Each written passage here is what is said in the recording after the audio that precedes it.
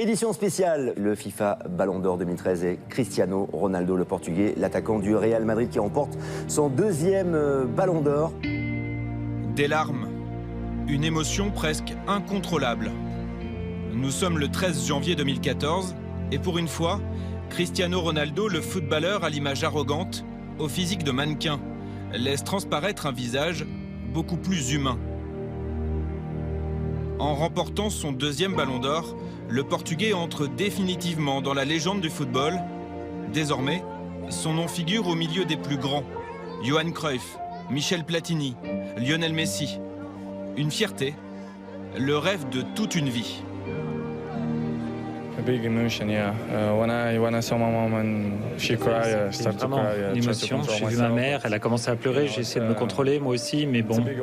Vous savez, le trophée est tellement grand que je me sens heureux, fier. Et c'est bien sûr une récompense individuelle, mais je la partage bien sûr avec mes coéquipiers. Le Ballon d'Or, la récompense suprême. Et les louanges proviennent de tous bords. Adversaires, glorieux anciens ou dirigeants, qu'ils aiment ou qu'ils détestent la personnalité, tous saluent unanimement le talent. C'est un joueur qui veut constamment progresser, tous les jours. C'est même une obsession.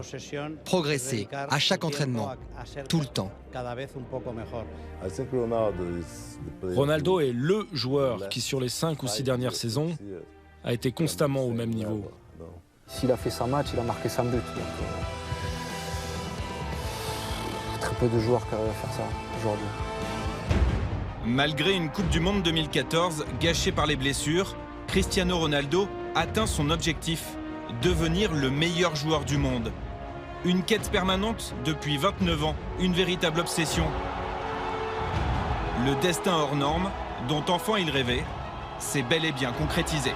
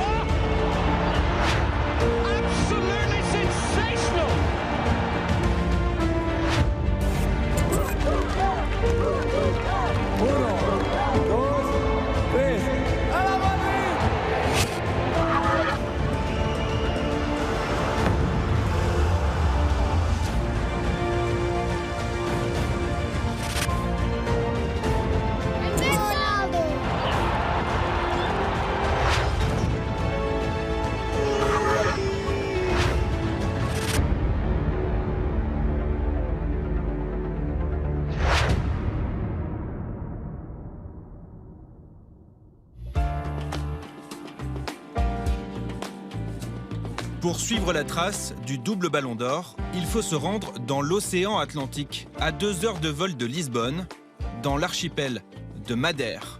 C'est ici, au large des côtes africaines, que grandit Cristiano Ronaldo dos Santos Aveiro, âgé sur cette photo de tout juste 2 ans. Une enfance passée sur les hauteurs de Funchal, à Santo Antonio. Nelson Rebolo tient aujourd'hui un bar et affiche fièrement le maillot de l'idole du quartier. C'est impressionnant, impressionnant. C'est fou d'y croire, mais c'est la vérité. Toute son enfance, Nelson la passe à admirer son voisin. Le terrain de jeu de Cristiano Ronaldo et de ses copains, ses rues de Santo Antonio. J'habitais juste là. C'est fantastique de le voir à ce niveau aujourd'hui. Surtout pour nous, du village, qui l'avons vu jouer petit. Et aujourd'hui, il est un des meilleurs joueurs au monde. Vous avez joué avec lui? Moi, je ne jouais pas au foot, mais beaucoup faisaient des matchs avec lui. Dans les rues de Santo Antonio, Cristiano Ronaldo développe des qualités rares.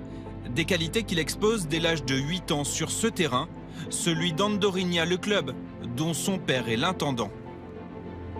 Tout a commencé ici. Ici, une étoile est née. Dúlio Martins est l'ancien président d'Andorinha. Même si c'était il y a plus de 20 ans, il se souvient parfaitement des débuts du jeune Cristiano. Un premier match véritablement annonciateur. Si je ne me trompe pas, il avait déjà marqué 2 ou 3 buts dès sa première rencontre et il l'a disputé avec le numéro 7 dans le dos. Le numéro 7, c'est amusant. Le 7, le numéro avec lequel il réalisera ses plus grands exploits, à Manchester, au Real, avec le Portugal. Dès ses premiers pas sur un terrain de football, le style Cristiano Ronaldo s'affirme et divise déjà.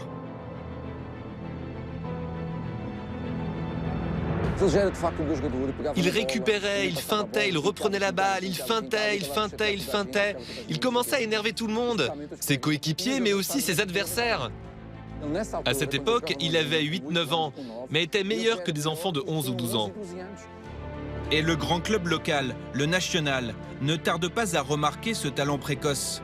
En 1996, Pedro Caninhas devient son entraîneur. De ce jeune joueur surdoué, il retient une volonté farouche, une obsession de gagner, presque maladive. Lorsqu'il était très fâché, il pleurait.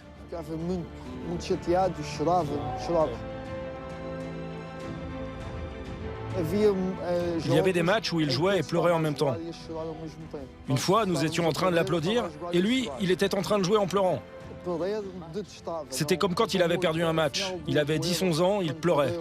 Exactement pareil. Les entraîneurs du Nacional sont convaincus de compter dans leur rang un futur grand, un enfant de 11 ans à peine, dans lequel ils placent tous leurs espoirs. Sûrs de leur fête, ils contactent un des clubs les plus prestigieux du pays, le Sporting Club du Portugal.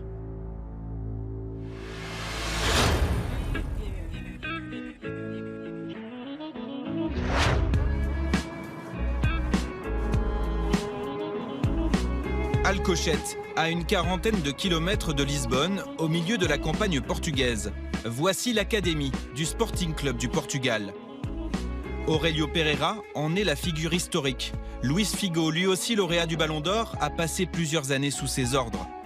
En 1997, il reçoit un appel d'un dirigeant du Nacional Madère, un appel au sujet d'un jeune très prometteur, si prometteur même que sa valeur marchande se compterait en milliers d'euros. Le Nacional Madère devait 25 000 euros au Sporting, ce qui était beaucoup d'argent pour l'époque. Comme le Nacional était mis en demeure de payer au plus vite cette dette et qu'il n'avait pas les moyens de le faire,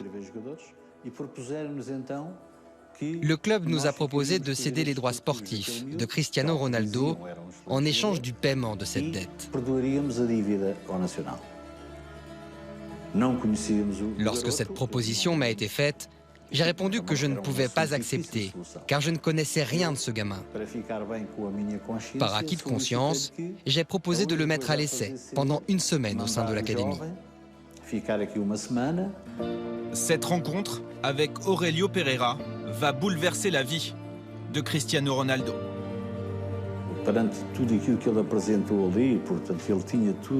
Il réunissait déjà toutes les qualités qu'on recherchait chez un footballeur de haut niveau. Il alliait une vraie force technique à des qualités physiques qui, selon nos critères, sont prépondérantes.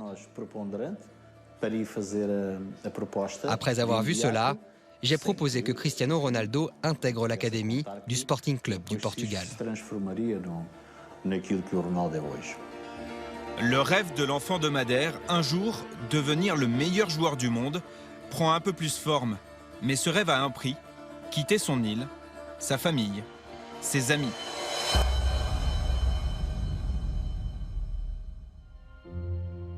Marco Martins a écrit avec Alexis Greenbaum ce livre sur la star portugaise. Il a scruté l'intégralité de son parcours. Pour Cristiano Ronaldo, les premiers mois à l'académie s'avèrent difficiles, l'adaptation plus compliquée que prévu.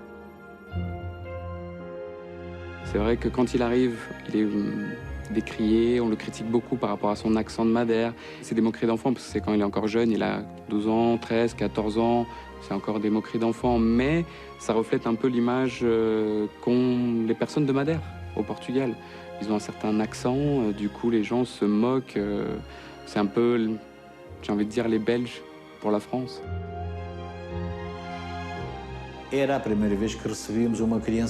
C'était la première fois que nous recevions un enfant de 11 ans. Il nous a donc fallu prendre certaines précautions. Nous avons donc assuré un suivi à l'arrivée de ce jeune espoir jusqu'à ce que les cours et la compétition commencent pour éviter qu'il n'abandonne. La période la plus difficile est toujours celle de la soirée. Et il est évident que Ronaldo a connu des moments difficiles à l'académie. Très vite, le rêve devient une véritable épreuve. Loin des siens, Cristiano Ronaldo pense même à tout laisser tomber.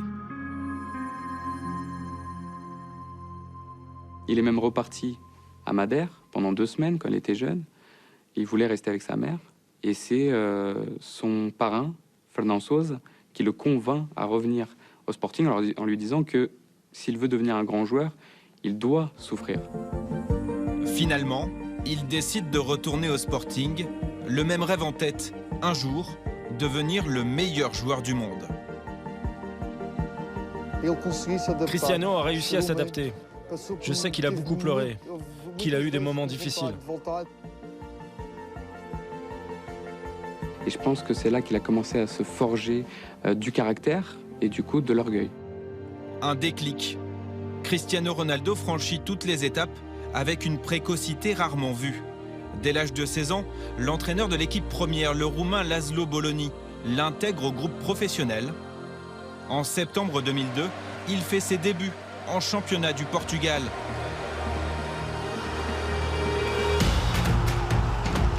« 31 rencontres, 5 buts.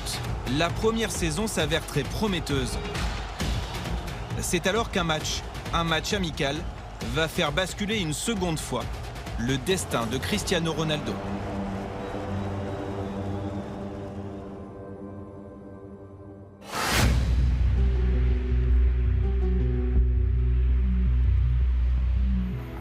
6 août 2003, une date à jamais gravée dans la mémoire des supporters lisboètes. Le Sporting Club du Portugal inaugure son nouvel écrin, le stade José Alvalade 21, face à un adversaire prestigieux, Manchester United et ses stars, Ryan Giggs, Roy Keane ou Paul Scholes. André Pipas suit l'actualité du Sporting depuis de longues années. Ce soir-là, Cristiano Ronaldo a une occasion unique de confirmer l'étendue de son talent. Il n'était pas le leader de l'équipe. Cette équipe avait un bon niveau, avec des joueurs reconnus au niveau européen comme Jardel ou João Pinto. Cristiano débutait la majeure partie des rencontres sur le banc, mais malgré cela, tout le monde voyait bien qu'il était spécial. De par son attitude dans le jeu, face aux équipes adverses. Dès le début, on savait que ce gamin avait quelque chose en plus. Et pour ce match de gala, il ne manque pas l'occasion qui lui est offerte.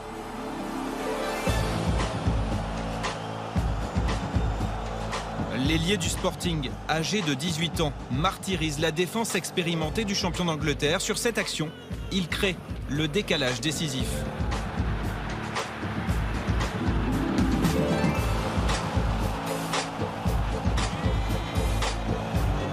David Bellion évolue aujourd'hui au Red Star en national. Il y a 11 ans, il était un attaquant de Manchester United. Il a disputé cette rencontre d'avant-saison, un match au cœur d'une préparation très intense pour les joueurs d'Alex Ferguson. J'étais tellement dans l'épuisement que je m'en rappelle plus. Je sais qu'il avait fait un genre d'exter-inter à l'envers, ça c'est ce qui m'avait étonné. Et ça, c'est le souvenir que j'ai de lui. Le Sporting Club du Portugal s'impose 3-1. Cristiano Ronaldo se révèle à l'Europe du football. Il n'avait pas peur, il jouait avec cette sorte d'arrogance positive. Je suis Ronaldo, je suis là. J'étais absolument convaincu qu'à l'issue de ce match, nous perdrions Cristiano Ronaldo. La légende raconte que les joueurs de Manchester n'avaient qu'un nom à la bouche dès le coup de sifflet final, celui de Cristiano Ronaldo. À peine 6 jours plus tard, à l'âge de 18 ans, il signe à Manchester United pour un montant déjà très élevé, 18 millions d'euros. Une étape de plus vers son rêve, le point de départ d'une évolution de son jeu et de sa personnalité.